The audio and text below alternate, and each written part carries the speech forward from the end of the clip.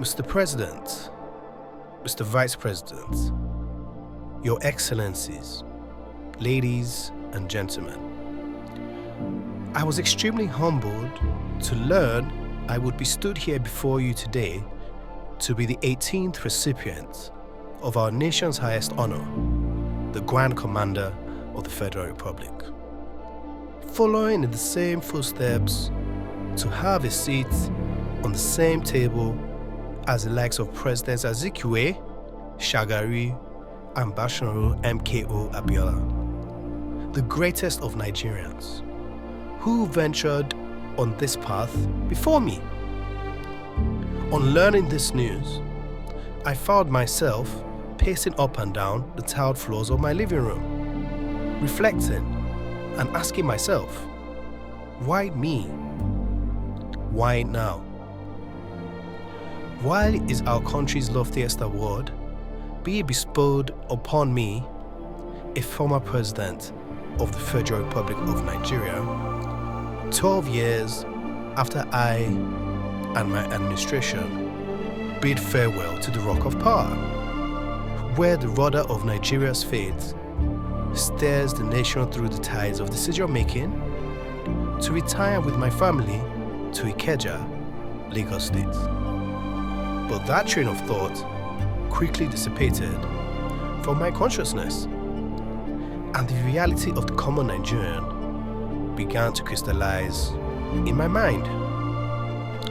A nation where fathers and mothers know they have access to the same medical care as the political elite. A nation where youths engage freely in the growth of the nation's economy without fear of profiling or discrimination because there are available jobs. And we've grown as a people to acknowledge and accept everyone's value, no matter their appearance. A nation where the children of the poorest of our society have the freedom and opportunity to succeed and attain a better life through their hard work and God-given gifts. I must commend Mr. President on this. It's clear for all to see that his government has been and continues to work tirelessly and efficiently to mold Nigeria into the nation former President Azikiwe, former Prime Minister Balewa, and Chief Obafemi Awolowo envisaged when they fought to secure our homeland's independence. Coming to terms with how far our country has come, I stood still and watched the sun shine bright over the horizon as Nigeria shines over Africa and the world, confirming what I knew all along, that the vision my administration had when we were first sworn into office on the mandate handed over to us by the electorate 20 years ago was just.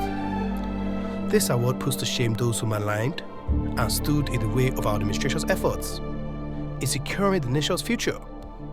It sets the record straight. History will speak on how the lofty heights Nigeria has attained were built on the foundations laid years before their coming. So I accept this award on behalf of my presidency and the legacy the reforms my tenure in office left behind.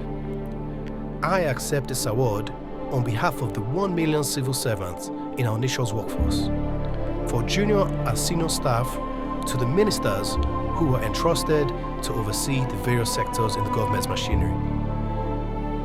I accept this award on behalf of the Nigerian people who, without their can-do and never say never spirit, I would not be standing before you all today.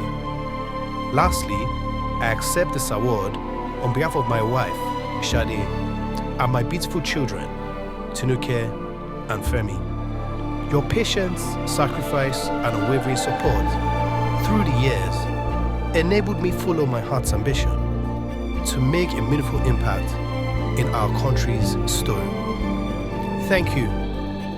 God bless Nigeria.